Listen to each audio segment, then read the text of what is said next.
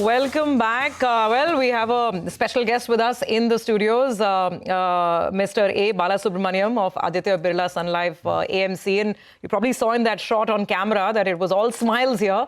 And why not? Because in a phase where the market has been testing investors' patience, it's been challenging, returns haven't come in the last 1 year. Guess what? Domestic mutual fund investors have pumped in the highest ever equity inflow into local funds, crossing the inflow number of 42,000 crores in equity funds.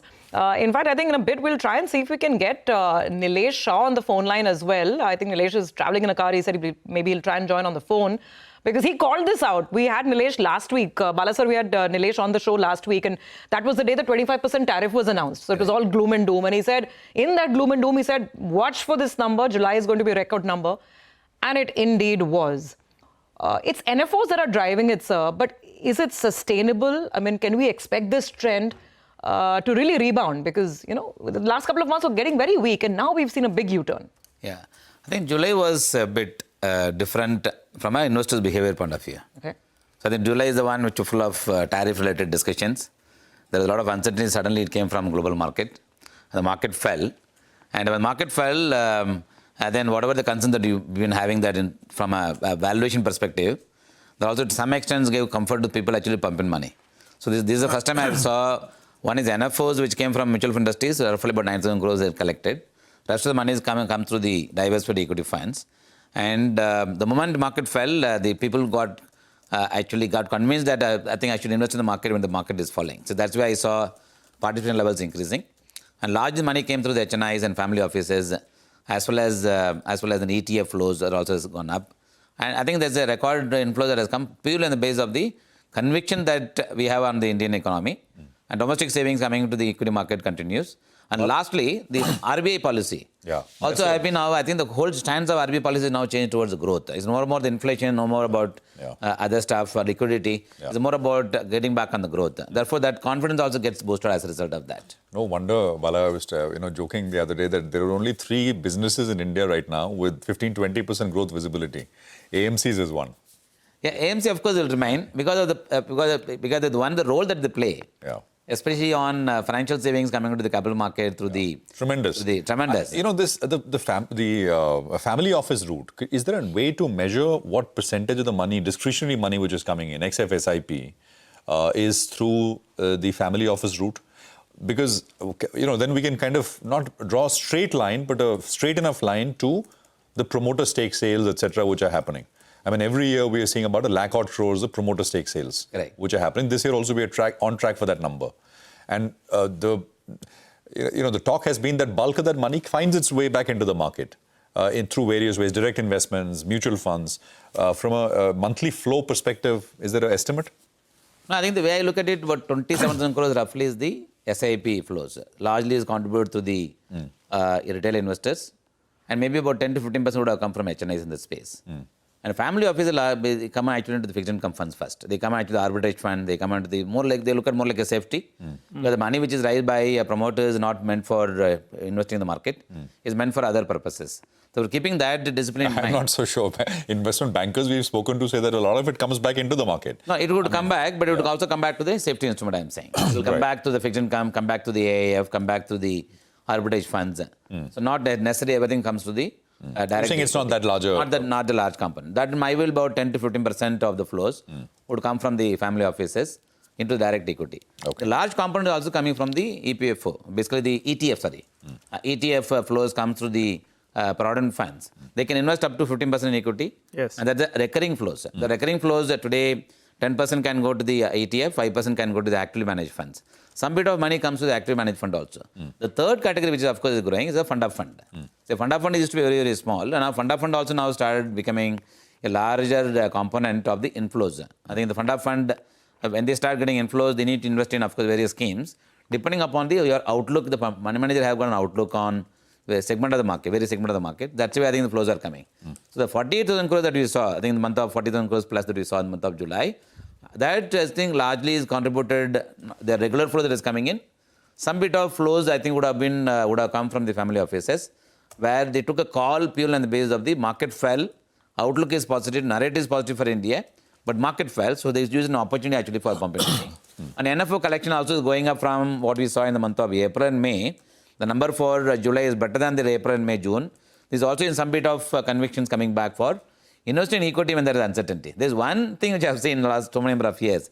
The maturity levels of investors to invest in the market during the uncertain time actually is far higher than actually investing in the rising market. I think earlier there used to be euphoria, actually chase the market when there is a rising market, rising momentum. Yeah. But it's the first time I am seeing, not first time, I am seeing it for quite a number of times, that the markets actually get more thumbs up from investors when the market falls. But, Bala sir, also sort of tell us this, that yes, and the industry has done a great job in terms of mobilizing all the money and the new funds and product innovation. But at a level, you also feel a little jittery because insiders are selling, promoters are selling, PEs are selling, FPIs are selling, the whole world is selling. And we as investors are buying, which is fine, we all understand the long term. But looking at valuations, looking at some of these concerns on earnings, is there a risk also that investors will be tested even further? And then we don't want the experience to be soured, right? Right. They've already been patient. So your thoughts on this? So I think interestingly, I was just doing some analysis on this. If you take market as a country, what is the risk that you're running? I think the risk is all about whether it is 6.5% or 6% or 5.5% or maybe 7.5%. If there is a derailment of the growth, then naturally will have an impact on the market and then valuation will get corrected. So today the flow is of course coming in. They're able to absorb all the flow is coming in. Therefore the market actually continues to remain very, very strong. And given the fact that we have seen a good rising market, also given the fact the next 1.5 years is going to be not as rosy as we can expect from the growth momentum point of view, I think it will take some time for the growth to come back to about 7.5-8%. Earnings growth I think will have to gain momentum. In this period, market may go through a sideways. I think that frustration could come. I think we need to, of course, remember very clearly, there will be a period of market where you will not get a return. But staying invested during the period, I think, will become extremely important. Yeah. At the same time, if you start comparing that with any interest rate other component, then probably you'll see you would have been better off actually investing in fixed income instruments rather than coming to the equity market. That frustration would come. Which we're seeing some of that. Like, Yes. look at hybrid funds, right? They are drawing in a lot more money now, multi-asset allocation funds, because people have realized that you need to be, diversified, which is good. Correct. But on equities in particular, what is the sense that you get when you speak to your CIO and others across the industry? Because it seems that now this is a market where you need to be very nimble. We just had a Bank of America Securities view. Amish Shah was there, and he says you need to be swift and churn more, maybe, kind of trade in and out more quickly because it's that kind of a market. You don't have the multi-year stories of large banks, IT, 2 years of great returns. So will the approach in terms of fund management need to be different? Not necessarily. I think fundamental investing doesn't change. I think you invest in companies for a longer term investing point of view. And you go by the company's aspiration to grow the business and so on and so forth. Therefore, the fundamental of investing doesn't change. Momentum is actually part and parcel of the game. I think that's something what your money manager normally does it. It's a 50 to 60% or maybe 68% is the core portfolio. 20 to 30% actually goes to the satellite kind of portfolio, where you actually play the momentum and play to the market, the trend that exists and so on and so forth. You look at the valuations and so on and so forth. That's something more of cyclical. I think structural story in India that's going to remain. Therefore, the construction of the portfolio with 100% core kind of portfolios will remain for longer term point of view. That's the only way the money is made. Money is made by money managers, not by just trading. And in the short term, you try and capture the opportunities. Money is always made only if you identify the good companies, good businesses, good business houses, stay invested for long term. That's the only way we make money. That's why if you look at the difference on the market, if you look at the large cap versus mid cap versus small cap, the difference generally is very high in the long term. But in the short term, actually, it can actually be completely the other way around. That always money is being made only in the long term. That's why we keep advocating all the investors, even the money managers.